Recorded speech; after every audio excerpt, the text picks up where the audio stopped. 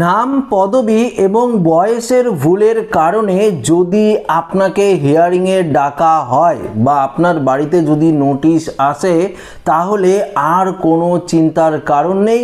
ইতিমধ্যেই তিনটি খুশির খবর দিল নির্বাচন কমিশন।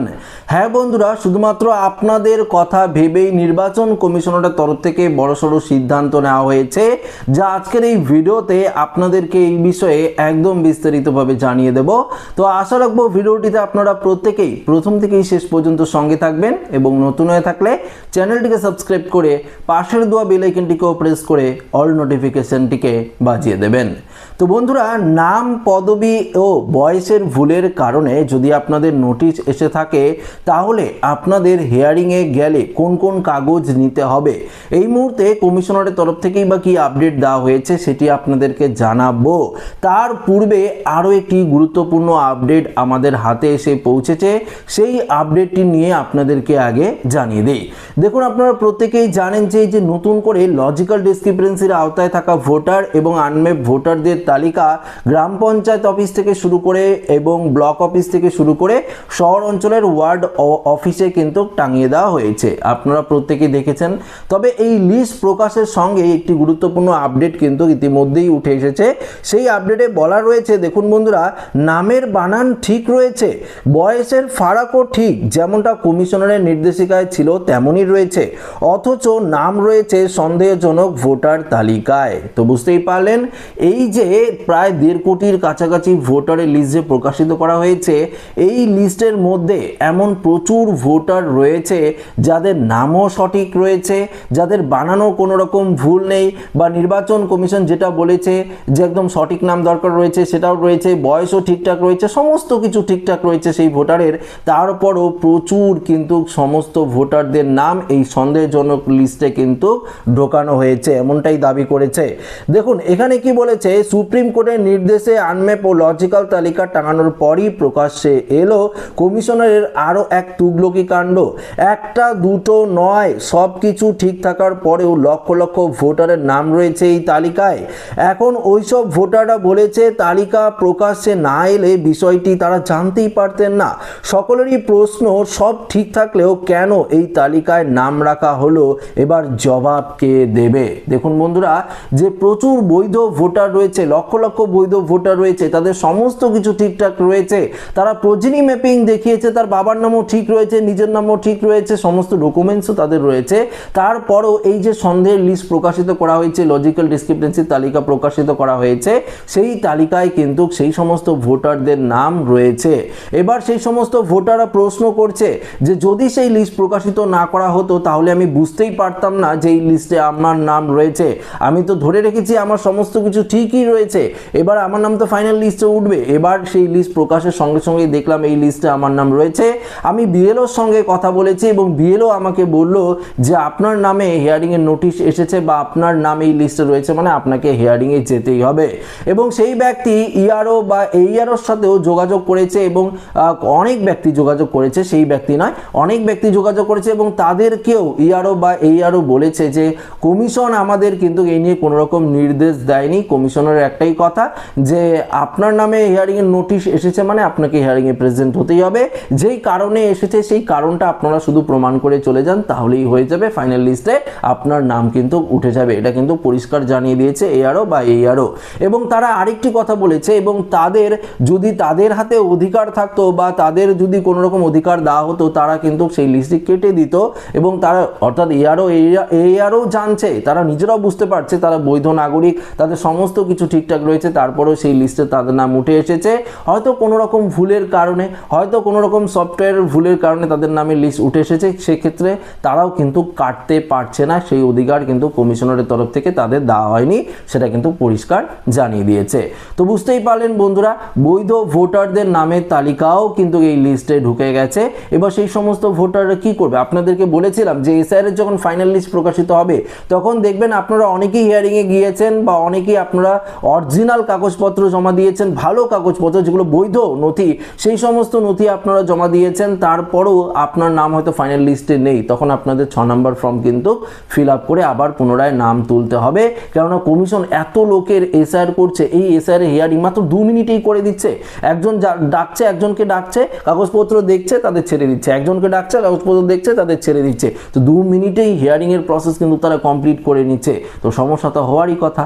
এবার দেখুন, আপনাদেরকে বলি, নাম পদবি যদি আপনাদের ভুল থাকে বা আপনাদের বয়স ভুল থাকতে পারে, কারো ক্ষেত্রে ধরুন আপনি নিজেই ভোটার, 2002 সালে আপনার লিস্টে নাম রয়েছে, পাশাপাশি 2025 সালে লিস্টের সঙ্গে আপনার নাম মিলছে না। ধরুন আপনার নাম হচ্ছে অমিত কুমার বসাক, সেক্ষেত্রে বলে দিচ্ছি অমিত কুমার বসাক আপনার নাম, সেটা 2002 সালে ছিল। এবার আপনি সেই নামটা সংশোধন করে শুধুমাত্র অমিত বসাক করেছেন, কিন্তু আপনার নাম এখন তো মিলছে না, নো ম্যাপিং হয়ে যাচ্ছে, ম্যাচিং হচ্ছে না, তো আপনাকে তো নোটিশ দেবেই।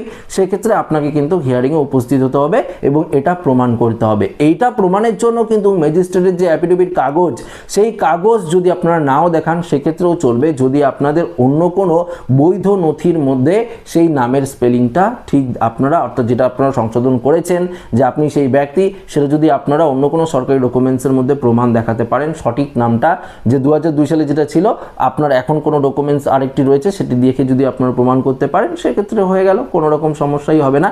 দেখুন, আমার একজন দাদাকে হিয়ারিংয়ের নোটিশ পাঠানো হয়েছিল একটি কারণে, সেই দাদার বাবার নাম দেখিয়ে সে ভোটার লিস্টের নাম তুলেছে, এবং সেই সঙ্গে তাকে কেন ডাকা হয়েছিল জানেন? তার যে বাবার নামের টাইটেল পদবি ভুল ছিল, এবং পদবি ভুল ছিল তার জন্য তাকে হিয়ারিংয়ে ডাকা হয়েছিল, এবং তাকে সে হিয়ারিংয়ে গেছে, সেই অনুযায়ী গেছে, এবং তাকে বলা হচ্ছে যে আপনার বাবার 2002 সালের যে লিস্টের পদবি ভুল রয়েছে, এরকম ডকুমেন্টস কি আপনার কাছে রয়েছে? দাদা কি অ্যান্সার দিয়েছে জানেন? দাদা বলেছে যে আমি তো আমার বাবার যত ডকুমেন্টস রয়েছে, আমার তো আমি ভুলটা কেন লিখবো, আমি তো সঠিকটাই লিখবো, সেক্ষেত্রে আমি ভুলটা কি করে প্রমাণ করব? সেটা তো বুঝতেই পারছেন, এটা তো অসম্ভব ব্যাপার, তাই না? যে আমার বাবার নাম যদি ভুল থাকে 2002 সালের লিস্টে, তো আমার ডকুমেন্টস যতগুলো রয়েছে, আমি আমার Aadhaar card, voter card, PAN card থেকে শুরু করে আমার মাধ্যমিকের অ্যাডমিট কার্ড থেকে শুরু করে জন্ম সার্টিফিকেট থেকে সব জায়গাতে কি আমি ভুলটা লিখবো? ভুলটা তো লিখবো না, আমি তো সঠিকটাই লিখবো।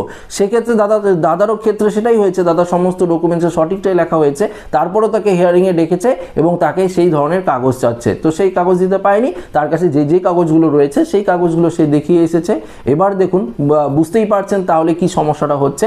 এই ধরনের সমস্যা যদি আপনার ক্ষেত্রেও হয়ে থাকে, তাহলে আপনারা উপযুক্ত যে ডকুমেন্টসগুলো রয়েছে সেগুলো আপনারা দেখাতে পারেন। কি কি ডকুমেন্টস আপনারা দেখাবেন, ইতিমধ্যে একটি লিস্ট আছে আমাদের হাতে, সেই লিস্ট দেখিয়ে আমি আপনাদেরকে বলছি।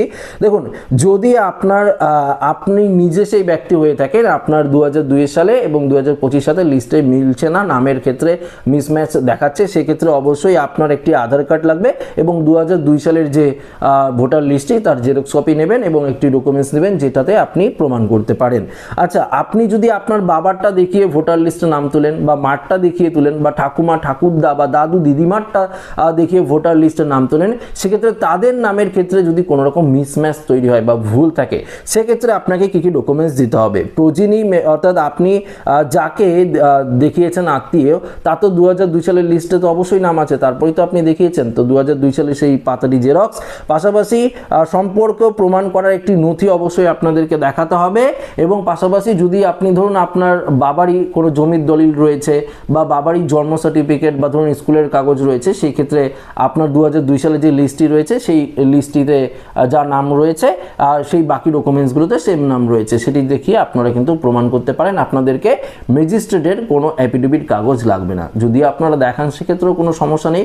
কেন বলছি, যে এই ম্যাজিস্ট্রেটের যে অ্যাফিডেভিট কাগজ, সেটা প্রচুর পরিমাণে সেই ম্যাজিস্ট্রেটের বিভিন্ন, দেখবেন যে কোর্টে প্রচুর পরিমাণে ভিড় হচ্ছে, বিভিন্ন জায়গায় হাজার হাজার মানুষের লাইন তৈরি হচ্ছে, যে একটাই কারণে অ্যাফিডেভিট কাগজ লাগবে, নামের বানান ভুল রয়েছে, পদবি ভুল রয়েছে, বয়স ভুল রয়েছে, এই সমস্ত কারণে এফিডেভিটের দরকার। এফিডেভিট কাগজের জন্য তারা লম্বা লাইনে দাঁড়াচ্ছেন। তো দেখুন, আপনারা তো সাধারণ এবং মধ্যবিত্তরা রয়েছেন, যারা প্রতিদিন আনেন দিন খান এরকম লোক রয়েছে, তারা সেই সারা দিনটা তাদের সেইখানেই চলে যাচ্ছে, তাদের তো সেই দিনে তারা কাজেও যেতে পারছে না, তো তাদের ক্ষেত্রে তো সমস্যা হচ্ছেই। তো নির্বাচন কমিশনের তরফ থেকে বলা রয়েছে এফিডেভিট কাগজ না হলেও হবে, যদি আপনারা আপনার যেই ভুলের কারণে হিয়ারিংয়ে ডাকা হয়েছে সেই ভুলটি যদি আপনারা সঠিক করে দেখাতে পারেন, প্রমাণ যদি আপনারা দিতে পারেন অন্য কোনো নথির মাধ্যমে, সেই ক্ষেত্রেও কিন্তু প্রযোজ্য হবে, কোনো রকম কিন্তু এফিডেভিট কাগজেরও প্রয়োজন হবে না, এটা কিন্তু কমিশনের তরফ থেকে জানিয়ে দেওয়া হয়েছে। বয়সের ভুলের ক্ষেত্রেও সেম।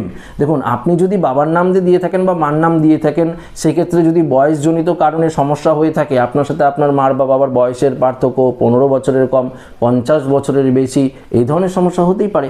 সেক্ষেত্রে আপনার আধার কার্ড মাস্ট অবশ্যই লাগবে। 2002 সালের ভোটার লিস্টের জেরক্স আপনার বাবা বা মায়ের অবশ্যই ইন্ডিকেট করে মার্ক করে দেখিয়ে দিতে হবে। পাশাপাশি আপনার বাবা বা মায়ের ডকুমেন্টস লাগবে, যেখানে জন্ম তারিখ উল্লেখ করা রয়েছে। ভোটার কার্ড অবশ্যই আপনারা এখানে দেখাতে পারেন। পাশাপাশি যে আপনার হিয়ারিংয়ের নোটিশ, এগুলো তো অবশ্যই সঙ্গে নিতেই হবে। এই সমস্ত ডকুমেন্টস নিয়ে যদি আপনারা দেখান তাহলেই কিন্তু হয়ে যাবে, আদারওয়াইজ অন্য কোনো ডকুমেন্টসের প্রয়োজন পড়বে না। দেখুন, একটা কথা মাথায় রাখবেন যে আপনি আপনার বাবার নাম, মায়ের নাম, ঠাকুরদার নাম, ঠাকুমার নাম বা দাদু দিদিমার নাম 2002 সালের লিস্টে আছে মানে আপনি বৈধ ভোটার। সামান্য কিছু ভুল ত্রুটির কারণে আপনাকে হিয়ারিংয়ে ডাকা হচ্ছে, সেই ভুল ত্রুটিটা আপনারা শুধু সংশোধন করে দেবেন হিয়ারিংয়ে গিয়ে, তাহলেই হয়ে গেল, অন্য কোনো সমস্যা কিন্তু আপনাদের হবে না। এবার যারা আনম্যাপ ভোটার রয়েছে তাদের ক্ষেত্রে সমস্যার কারণ হয়ে দাঁড়াতে পারে, তাদের যদি সেই 13টি নথির মধ্যে একটিও নথি না দেখাতে পারেন, তাদের ক্ষেত্রে তাদের নাম বাতিল হওয়ার আশঙ্কা কিন্তু রয়েছে। এটা কিন্তু কমিশনারের তরফ থেকে পরিষ্কারভাবে জানিয়ে দেওয়া হয়েছে। তো আশা করি এই আপডেটে আপনাদেরকে এই বিষয়ে একদম পরিষ্কারভাবে, একদম সম্পূর্ণভাবে ধারণা দিতে পারলাম। যদি ভিডিওটি ভালো লেগে থাকে অবশ্যই লাইক করবেন, বন্ধুর সাথে শেয়ার করবেন, নতুন হয়ে থাকলে চ্যানেলটিকে সাবস্ক্রাইব করে আমাদের সঙ্গে জুড়ে থাকবেন। ধন্যবাদ।